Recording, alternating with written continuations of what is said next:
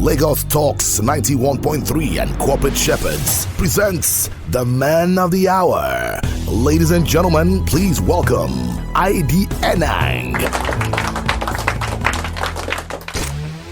This is Navigate with ID Enang. This is Navigate with ID, brought to you by Corporate Shepherds. Welcome, my dear friends and very distinguished listeners. It's Navigate with ID, your business school on radio. Welcome to the month of March. Welcome to a very pleasurable time where we'll be looking at the beautiful theme for the month, which is positioning your brand and ethics. But as you know, friends, just in case you didn't join us when we had the opener, on Tuesday, we are looking at this week's topic as crafting your brand identity with integrity. What we asked ourselves basically was, who are you when no one is watching? And that took us more into the workplace ethics, the ethos, and of course, the kind of personal brand that you exude and how you position it in the workplace. So you may just wonder, why the workplace? Yes, because that's where we get to act out the script. That's where we get to showcase the values we have learned, the character we have formed, and the reputation we build all through, whether it's from family, from socials. It comes all bedded into a place where you and others have to come together to deliver the goods, as they say. And so ethics do play a very big role in all of this. And that's why on this program, and this month, we are going to be looking at different topics all streamed around this beautiful theme of ethics and how you position your brand. Just in case you weren't there when we had the first episode on Tuesday, permit me, I'm just going to do a very quick, recap, and that's for the benefit of so many of you. And for those that are regulars, please don't be upset. It's just one of those things that we need to connect the dots and make sure that everybody is glued in. When I come into the real McCoy, the real conversations today, I'm going to home in on a particular issue of vice that tends to destroy what we call the ethos, the culture, and people tend to bring that particular item out without understanding that it's a virus that could destroy an organization. What is that virus? You'll get to find out as we move on. But for now, let's look at defining what ethics is and how it does play out in the workplace. From my lens and definition, it is a group of moral principles, standards of behavior, or set of values regarding proper conduct in the workplace. And I did say that there are three different scenarios or environments you can find, especially at work. You can find the first scenario I painted was where you have management, you have the owner, and then you have the customer. The second scenario could be where you have management, the owner, and employees.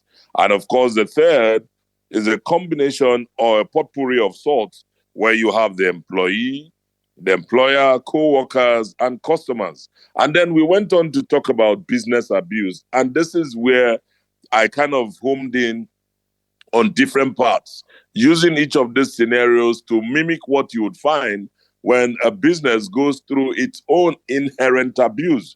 And one of the key lines I kept emphasizing on the opening program was the fact that it's not the economy only. It's not the government that destroys businesses. It's not the economy.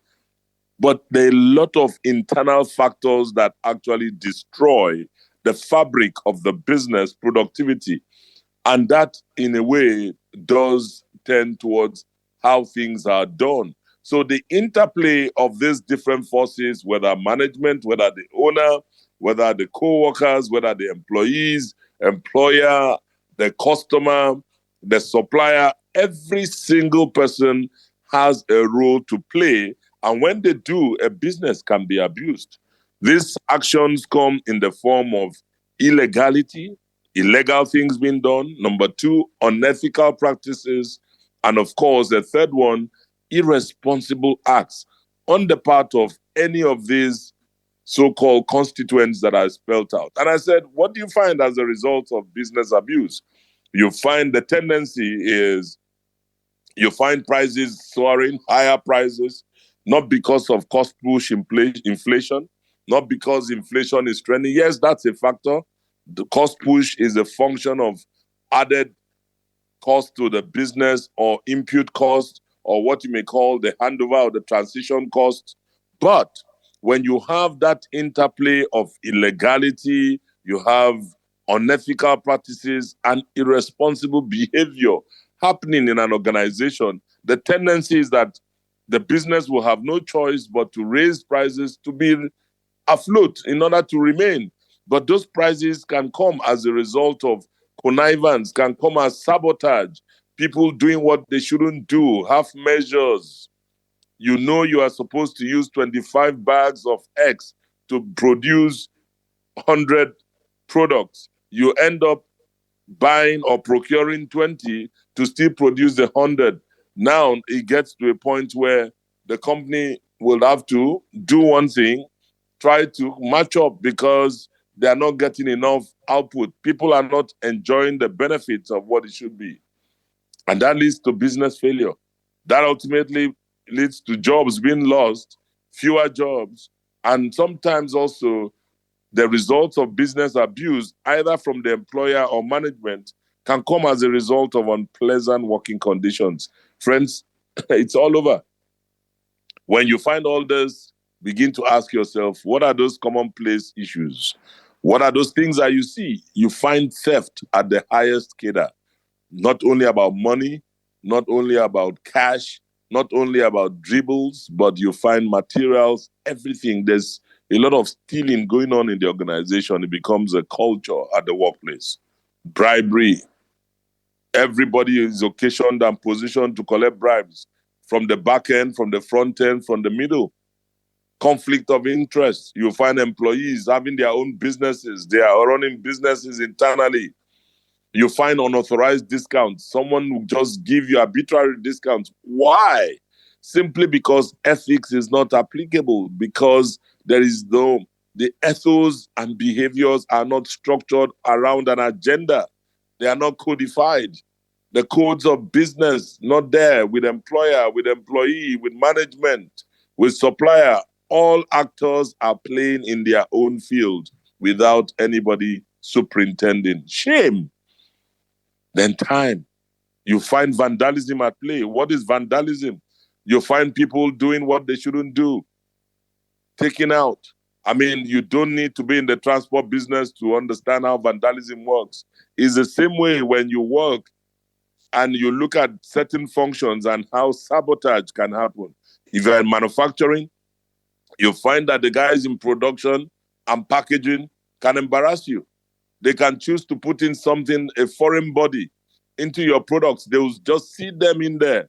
And when the final end user or customer or consumer sees it, they begin to, tongues will wag and they come back as product complaints. That is to tell you that there's a wrong interplay. Why? Business abuse. That is a direct result of business abuse. And these are commonplace issues.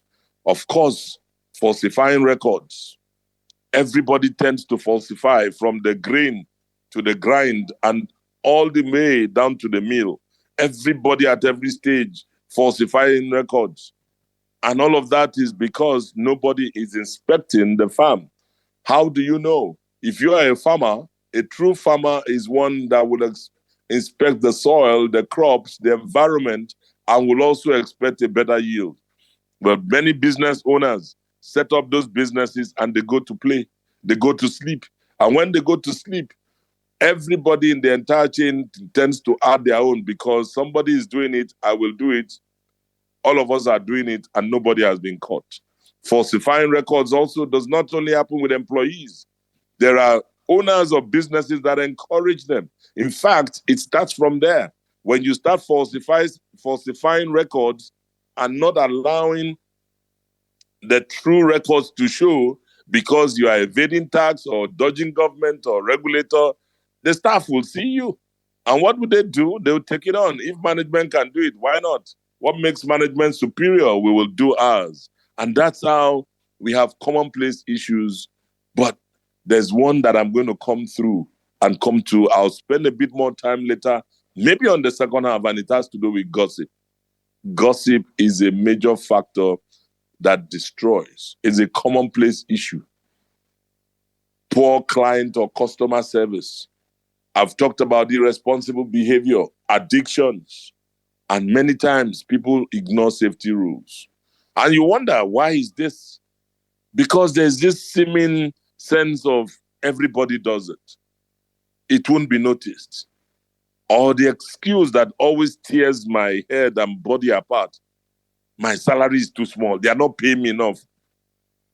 Does that mean you must destroy the business?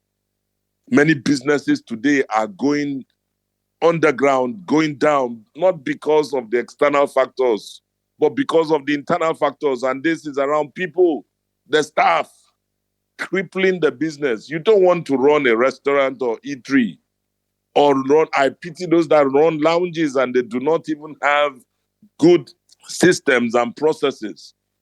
I remember back in the day when you get into a place and then you're running a restaurant or a bar, the barman and all the guys there will have their own products.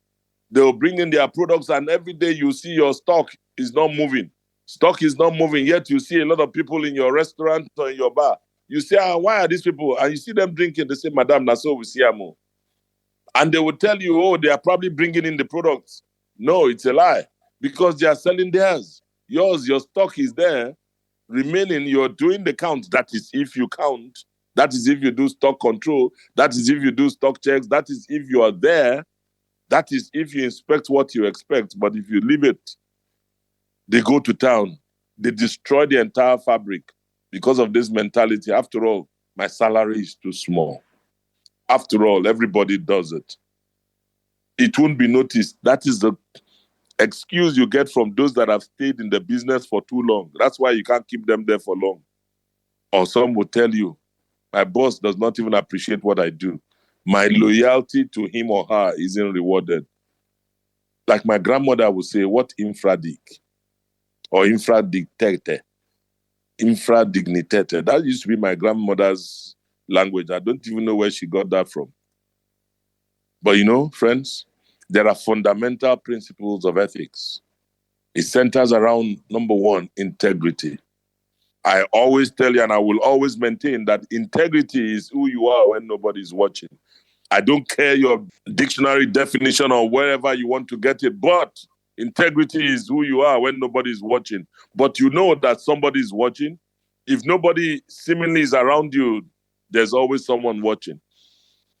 And that person that is watching you from an angle you don't even see that you are being watched. But I can tell you that there's one single mechanism that God had placed in every one of us. And that mechanism is called the conscience. The conscience is like a judge. It does not make laws, it passes judgment. At any point in time that you are doing something that is sub what you should do, that is sub-right, anything that is wrong, anything that is not moral, that is immoral, your conscience, that is if you have one. That is if you still the remnant remaining. That is if you still can recognize that. If you don't, then you are that reprobate mind. That mind of yours is already gone beyond redemption. The second fundamental principle of ethics is objectivity. How objective are you? That you see issues, you go after issues, not about persons. That you are going to have institutional objectivity, not personal objectivity. Our nation has been plagued with all kinds of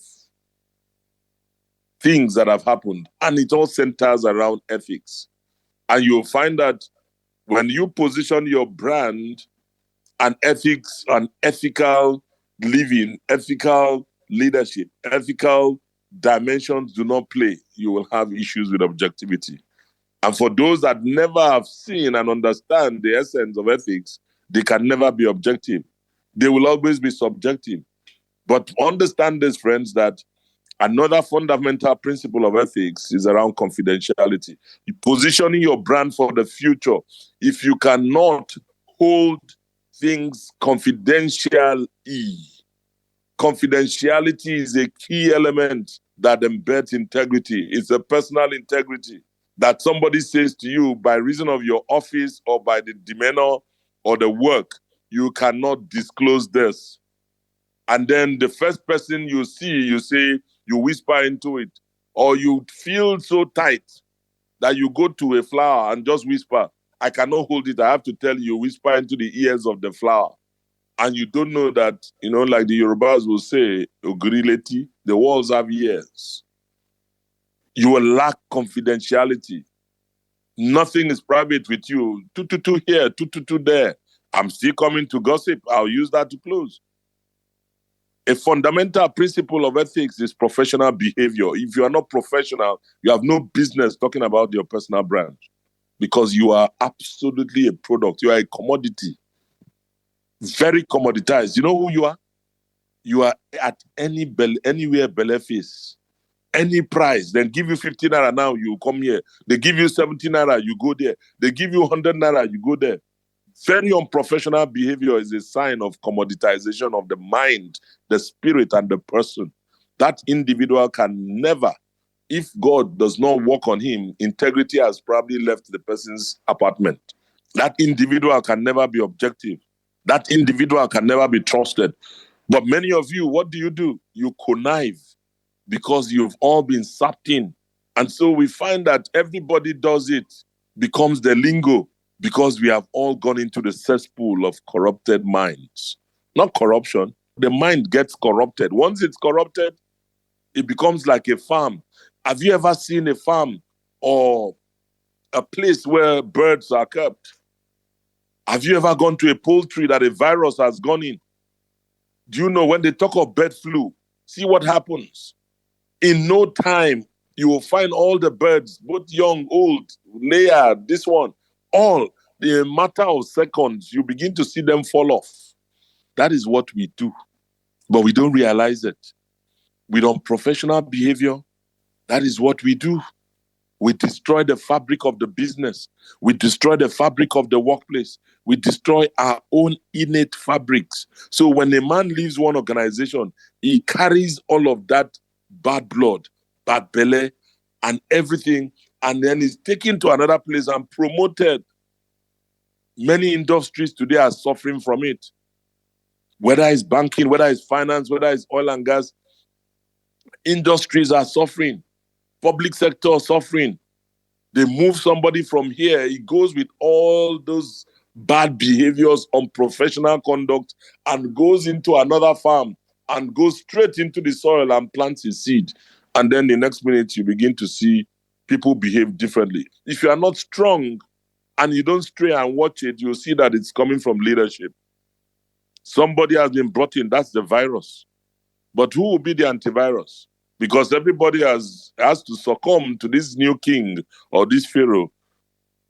The new pharaoh is in town. And what does he do? He begins to read and rackle everything around. Unprofessional behavior. But friends, that is a fundamental principle of ethics. But I must tell you that another fundamental principle of ethics is when you care and showcase professional competence. If you do not have competence, it will be tough for you to display ethics. It means you don't even know. Knowledge drives the perspective, and a perspective brings a conviction. Many people, because they are bereft of knowledge, do not even have a perspective they can't stand. You are made the CEO, you are made the registrar, you are made the director general, you are made the executive director, you are made a general manager, whatever position given to you. But because you have not grown properly, you have not been coming up the stages well, and you get into a seat, it will show. When you are incompetent, whether consciously, unconsciously, and not even aware, there's unconscious incompetence and there's unconscious competence because the person does not even know that he knows. All of these play out. And that's when you begin to see that positioning your brand is all sitting under this label called ethics. Friends, A business can never claim to be an ethical one if it ignores unethical practices by its suppliers, by its customers. So, for example, the use of child labor and forced labor, you now realize that if a business is using children, child labor, for example, another example is a violation of the basic rights of workers, ignoring health, safety, and environmental standards. Oh, I'm grateful to the Lagos State government because I know that they try a bit. La Sepa, they do raid, but even in the raid that they raid, the raiders of the ark themselves begin to negotiate for themselves. So we still have ethical issues in there. There are a lot of unethical practices, but do not take away or throw the baby away with the bathwater. At least you have enforcement agents who go around. How they do it is a separate thing, but many factories in Lagos, many factories in our country violate the basic rights of workers. They do not, and the environment is so unsafe. They ignore health, safety, and environmental standards. Why? Because nobody's checking. Nobody cares. What we care is that have you paid your tax? Have you filed your tax? But we don't understand that human beings are being subjected to some very bad practices in there. The working conditions are not right. So a business can never claim to be an ethical one if it ignores unethical practices at every stage of the chain. And I must tell you something, an ethical business has to be concerned with the behavior of all businesses that operate in its supply chain, whether it's the suppliers, whether it's the contractors, whether it's the distributors, whether it's the sales agents. That's why I'm grateful to God that the exposure I have working for world-class organizations, I mentioned in the last program, it is not an accident that God has placed me to be able to share this because of the path we have taken. Starting from Guinness, you could not be a Guinness supplier if you don't go through certain codes. Go to any of the Guinness factories today. Before you get in, they must sit you down. Before you walk in, and they will walk you through and tell you, this is who we are. This is how to operate when you come into this environment, which is a manufacturing site. Contractors, you must go through from Guinness to Coca-Cola, Samsung, Cadbury.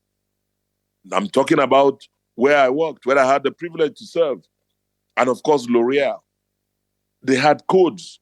L'Oreal was amazing.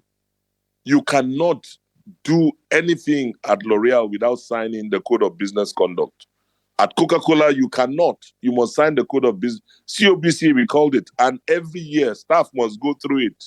If you don't, it will be done. It will be flashing you every second. And if you don't do it, your boss will know it will come out in your appraisal, and God help you, because the business has to stay ethical. Distributors, oh my, sales agents, everybody is tied in the entire system. The bottler as Coca-Cola, then Nigerian Bottling Company, or today is called Hellenic Bottler. There are codes. Everybody in the scheme, what we call the Coca-Cola system, all embedded. In L'Oreal, same thing. When you look at this and you call them multinationals, you call them big companies, you wonder why they are sustainable, why the businesses don't go down, because of ethics. And many of you call yourself SMEs, I'm micro small. I am running my small shop. And that shop, you are running on ethical practices and you think it will last. Just wait. If you make a decade, God bless you. So ethics and the supply chain is important to make your brand what it is. If you don't understand it, then let me tell you something. There are factors that affect ethics. One is individual standards of values. Number one, the manager's or worker's influence, the codes or compliance requirements, the ethical and unethical choices in business. You see, these factors truly impact on ethics. That first one is what I'm going to build on. Individual values. It's a big one. Individual standards. You know, people come with all kinds. You are not able to decipher. And that's what's going to come up for me on the second half. I'm going to focus on one little issue. You call it the typical issue we find around it's gossip. One of my bonds, Tokwe Popola, God bless him, he had a fantastic write-up on LinkedIn. And early this morning, when I woke up, I had to say, well, how did you just know this is what I'm treating? And some of the things he said, I'll pull them out and also share with you. He's my Egmo, is my Oga, and also my mentor. I must tell you something, friends. If you don't understand that the managers and workers influence a lot of things, then you're standing aloof. If you don't understand that ethical choices or unethical choices can destroy a business, then you're in the wrong place. But for me to put this together, I'm going to say if you are unsure before you act, you must ask. Number one, is this legal?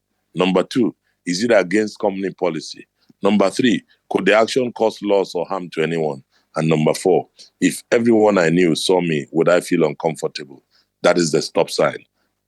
We'll be right back, friends. Don't go away, as we'll come on the second half to unpack most of these issues. If not, one main issue that has to do with you, me, individual standards and values. God bless. We'll be right back.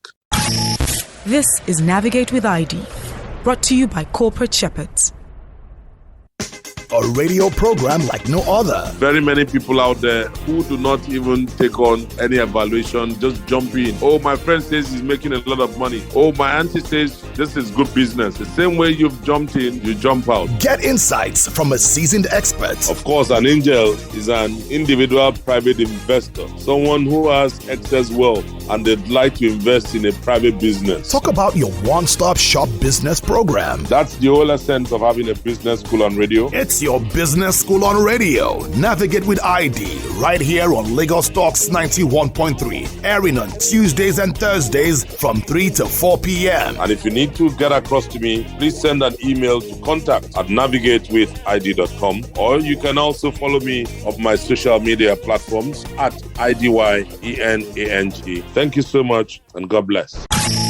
This is Navigate with ID, brought to you by Corporate Shepherds. Welcome back, my dear friends. It's still Navigate with ID, your business school on radio. And just in case you're just joining us, I would say, did you miss? Yes. Are you going to gain something on the second half? Definitely yes. But this is what I'll do.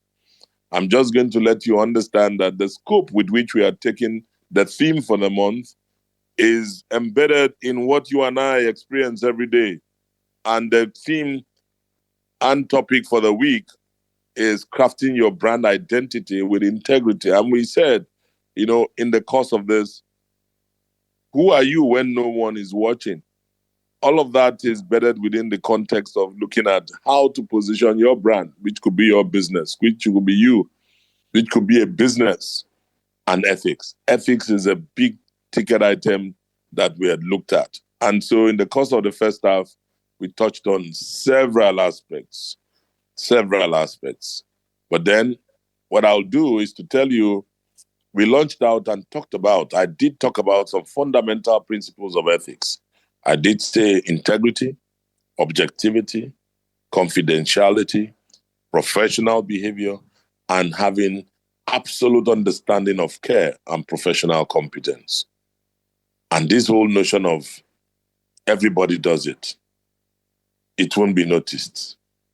My loyalty isn't rewarded. All those excuses are coming off the plate when you have thorough abuse of the business.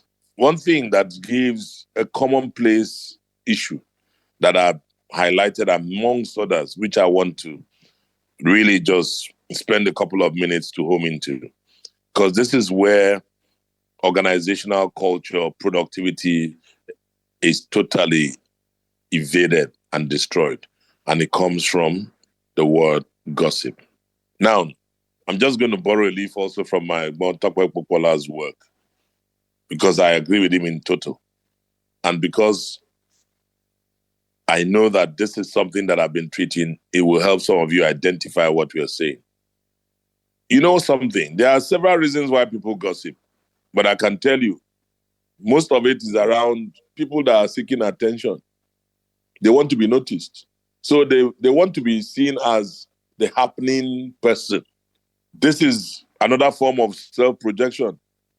And I don't understand how people will definitely speak in a denigrating manner about some other person, all because the person that is the gossiper wants to come across as a better person. And one of the reasons people also gossip is because of power. They want to peddle power. They want to tell you that I know them. We are Awalawambe. Now we did here. And it's all about power and influence peddling.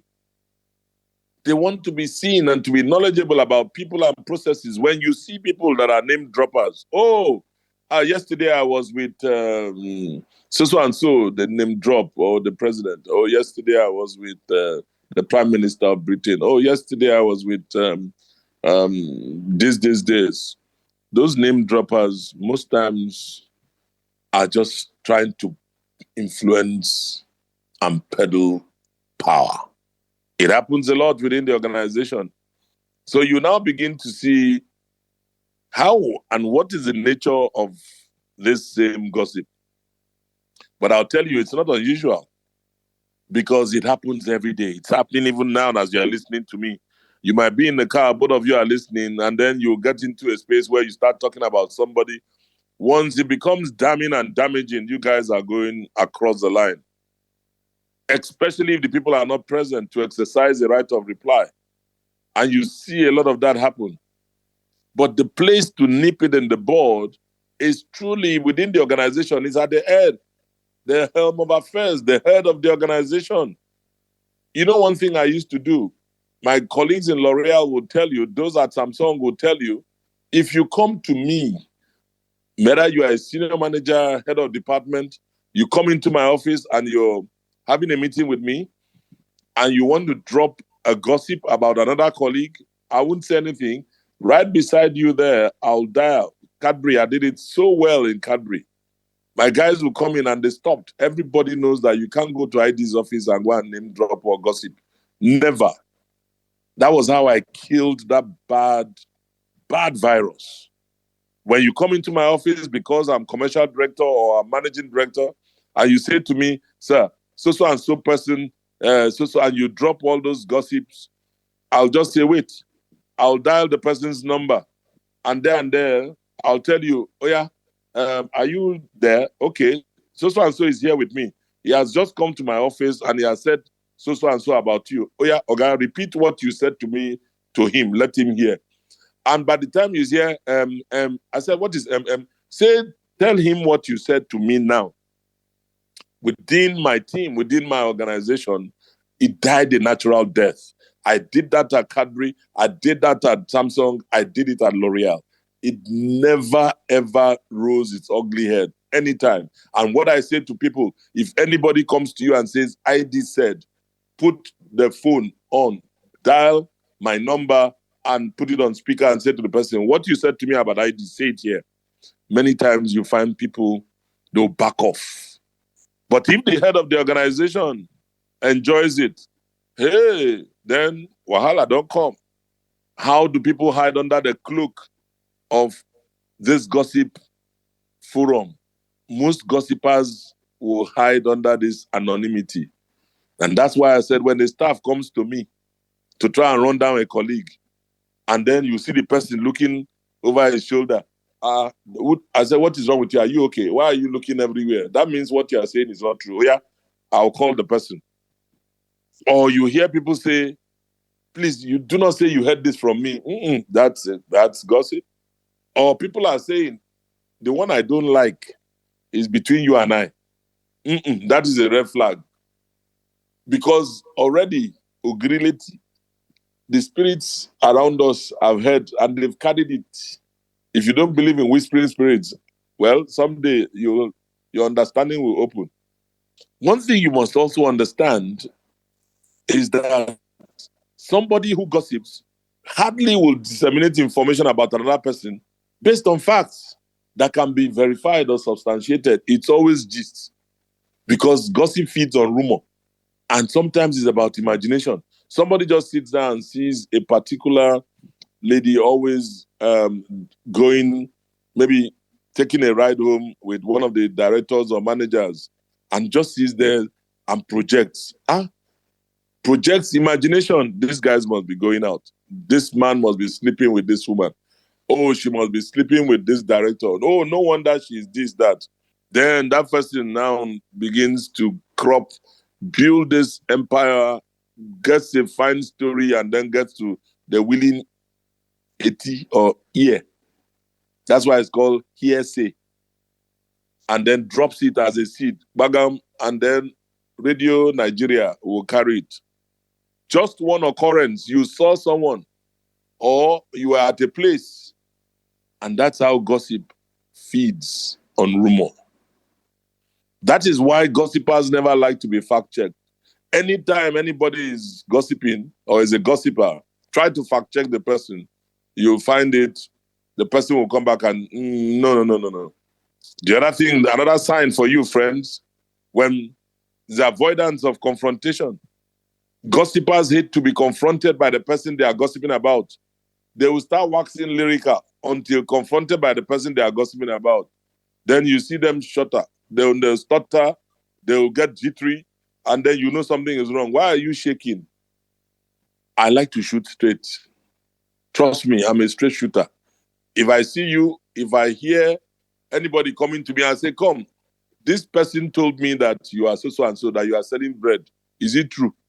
Is that who? I said, this, okay, didn't you tell me that he's selling bread? So people don't come to me to gossip.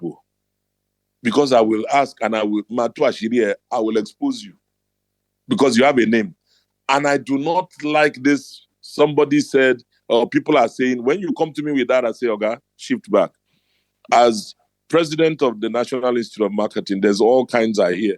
And once somebody comes on the scene and say, Mr. President, people are saying, I said, madam, if you do not have a specific name or an issue with a direct clause to persons or facts, this conversation ends. He said, Mr. President, I just want you to know what people are saying. I don't care. Until you tell me this is what is happening. So and so position around so and so entities are saying this is what they do not like. Put it in writing, and that's what I'm going to say to you. Put it in writing. Then I understand that you're serious. Why? Because gossipers start conversations with what appears to be well-intentioned concerns about something happening in the organization or the institute or within the body. But you will just find they'll veer off quickly and enter into a person. The real gist was about the person they want to talk about. And that is who they are. Gossip is highly judgmental of other people. So the big question is, what does gossip do to an organization? If this virus is not well curbed, workplace gossip can be extremely damaging to any corporate culture. The reason being that every member of a team was hired because of their strengths and not their weaknesses. People forget that. The reason I was hired into this role was not because I was weak in certain areas. Of course, as a human being, you must have some areas for development. Nobody is perfect. But why I was hired was really because of my strengths. And the management would believe that if ID brings its strengths to bear with others, we will drive productivity that will get us to this place. That is the organizational destination. These are the KPIs, and they need people that have certain skills, certain abilities, and certain strengths. But when a leader does not nip gossip in the board, when it starts, it begins to have damaging implications. Why? Because they poison the fabric of every relational ethos within the organization. That's why I said to you that as commercial director or managing director at L'Oreal or Samsung or at Cadbury or even in my small space where I preside over the institute and in different leadership roles, you cannot come to me and start gossiping and damaging somebody. No, I will call the person. If it is something that that person has done, my question to you will be, have you told this person that he or she has this or has done this wrong? If you say no, I said, then go and do it. But don't come to me and say, do you know that this person has five 5 children. They are from 5 different men. I said, what's your business? How is that? I said, stop. I don't encourage such. Or you move from there and say, well, since the man cannot hold the family, he can never hold his job. What such an inference does, it begins to, belittle and destroy the fabric of this individual. And then you start seeing the person differently. So you wake up in the morning after hearing all these gossips overnight. You guys now, thank God for WhatsApp. You push all kinds of things amongst yourselves.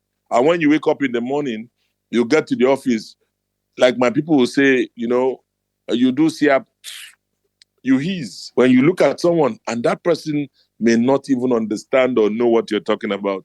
Gossip. Gossip drives anti-cohesiveness, because what was meant to make a team cohesive now moves into fragmentation. They talk about camps, they talk about silos, and each camp will be suspicious of the other. How and why? In that desperate bid to survive the attendant storm, how does this even start? Sometimes from the top. One head of department is beefing another head of department. This head of department will tell his close confidants in his own team that, do you know that so and so in management meeting, the MD flogged him or her, said she was good for nothing because of the things that he has done with so and so organization. Information that is meant to be confidential within the leadership is now played down to a layer or 2 down, and those ones will now carry and say, I heard that Mr. So-and-so, the head of so-and-so department, was flogged by the MD. If you see, and it gets magnified. And what happens? It then takes a different monstrous dimension. And when the other person gets to hear, or the other parties get to hear, then fragmentation comes in. You see why many organizations get destroyed, why businesses get abused, why individuals can destroy the fabric through their own values. My late father would tell you, what makes a man is his word. Those are the things that have kept me in 35 years of active service in whatever form or shape. I don't go about in confidential whispers drawing people down. That's why I can tell you straight to your face, Oga, you may not like me, and I say that even up till this day. You may not like me, it's okay, but someday you realize that you have a true friend, because I'll tell you straight to your face. I said, what you're doing and what you did was very wrong. And I always put it in pidgin. That person will like you go tell you, say your mouth, they smell. But what do?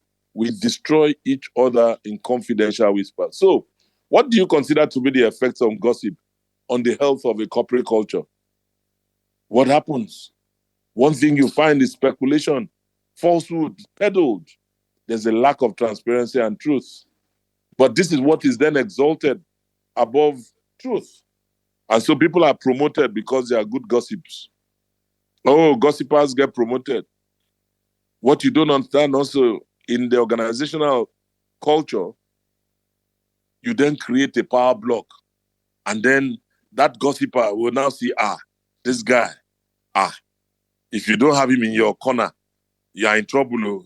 He has the ears of the president. He has the ears of the head of department or the GM or the MD. They create power blocks, especially if those people have spent a long time in the organization. They become credible authority. But what you don't see is that they are bloody gossipers.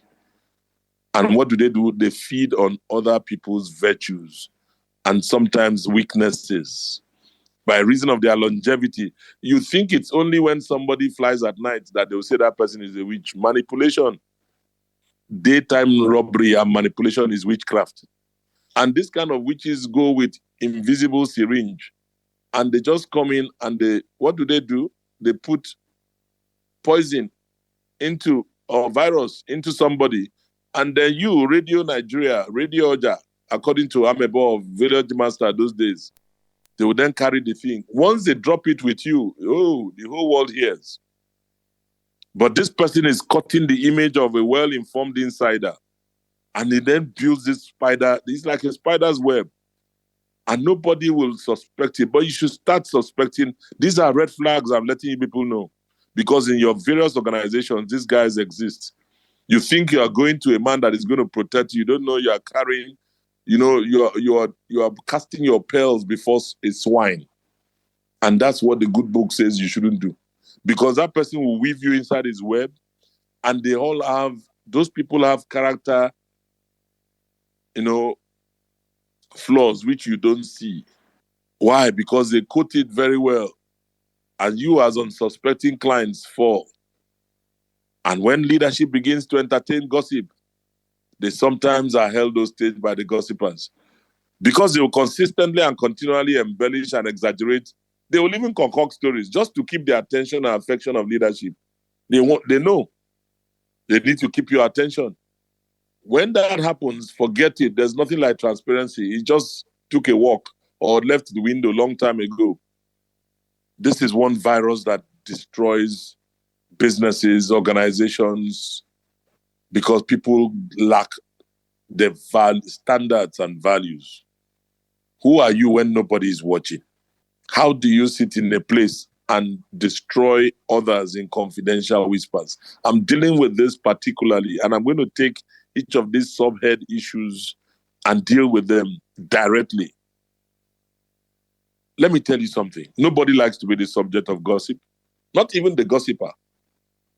But when gossip begins to fester, everybody in the system simply plays defense. And they'll start looking out for themselves rather than for the collective. Everybody goes into self-preservation mode. And that takes attention away from the main purpose of the vision. We are distracted every day. Because whenever you have a place where gossip thrives, loyalty is to camps and individuals, not to the common cause, not to the corporate vision. A lot of teams that I have the privilege of coaching, this is one thing that I do to smash it. God granted me grace to be able to lead teams, but you can never find gossipers around me because as a leader, I will not entertain it. If you are a gossiper and you come around me, just know that I have my own spray. You are a bug, and I will spray you and remove you instantly because gossips can destroy.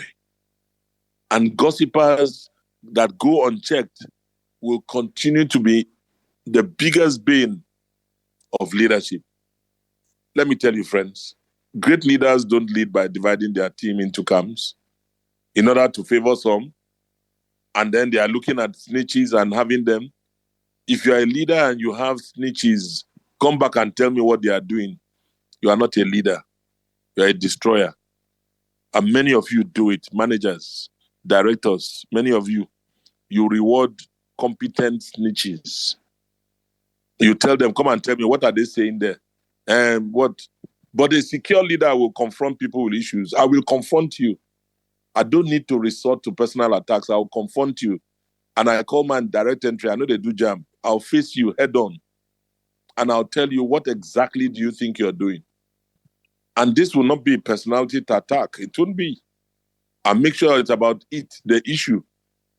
Friends, you may not like what I'm saying, but let me tell you how you need to deal with workplace gossip.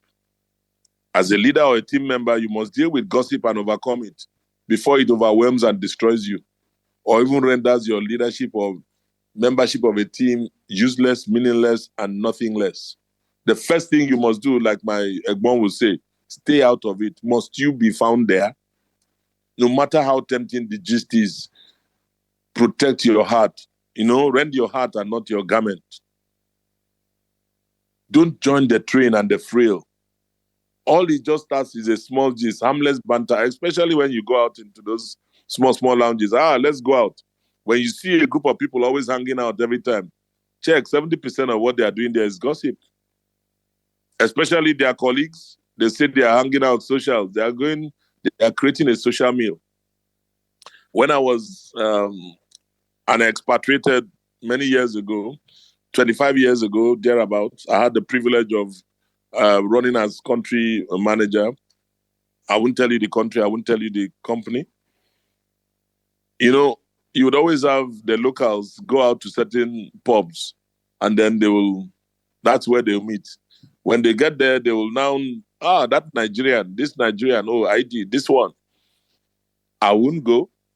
They didn't invite me, but I will see it the next day because part of them will come back to come and verify if it is true and say, oh, I heard you did this. I said, where did you hear that from? He said, oh, well, guys are just gisting it. I said, all those guys you are with, all of you are poisoned because there's nothing like that.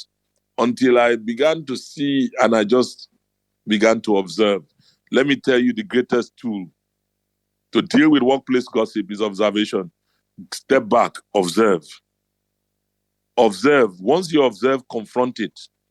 Never allow a gossiper to leave you with an unproven or unsubstantiated story about anybody. If he or she cannot prove it and do the ID test, my ID acid test, call the person there and say, what you said to me now, say it again. People will run away from you.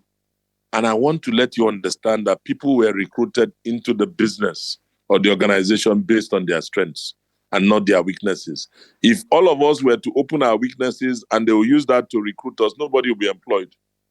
So take away this focus from ill-gotten desires to destroy people and focus on the fact that you were brought to build the organization, because weaknesses will impair people. Take that out of the agenda and stop entertaining stories about anyone, especially if you cannot be verified in front of the person. But you know one thing? You can have an open door policy, especially if you're a leader. Let everyone have direct, indirect access to you. I'm not saying that anybody can call you at 1 a.m. No. They may not have direct access to you, but make it easy for people to vent when they need to. So you have an open floor, a town hall meeting. Let people vent. That's an open door policy. And you can call such a person and then explain. That's why, as a leader, either as MD or commercial director, when I started having teams, I used to have what I call lunch and learn. I take an average of 8 to 10, and that's one of the things I've done under Navigate with ID equally. I've had those sessions in the past where about 10 people, just take them out, we'll have lunch, and then we'll talk about life, ourselves, and then for 3 hours, we'll spend that time together, go to a 5-star, 4-star restaurant or place, and then in the workplace, I'll do it. Take some guys out, cross-functional. It's an open door policy. You just need to embrace a tactic that will help you. Make it easy for people to vent when they need to without feeling that doing so will put their position in jeopardy.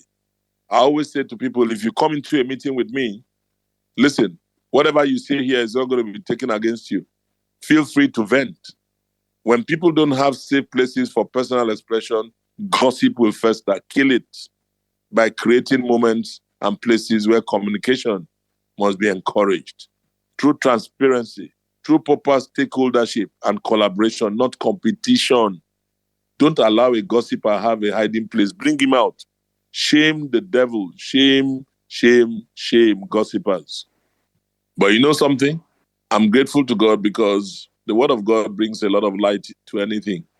And that's why I'm going to quote directly and also borrowing a leaf from my Montapekpokwala. And that quote comes from Proverbs, the 29th chapter and the 12th verse. If I use the New International Version, it says, when a ruler listens to lies, all his officials become wicked. So if you're a leader and you listen to lies, all your officers, everybody there will become wicked because you planted the seed. And that's what gossip does. And when we set back and look and say to ourselves, what have we done to destroy this organization? You can see that this has nothing to do with government. This has nothing to do. It just has a lot to do with who we are.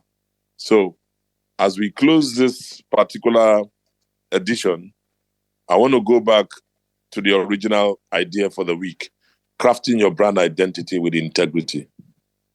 If you want to be the man with the right ethos, ethics, you must have integrity. And it is who you are when nobody's watching. Next week, I'm going to walk through building on ethical reputation. And that's really, again, still keeping it within the business frame.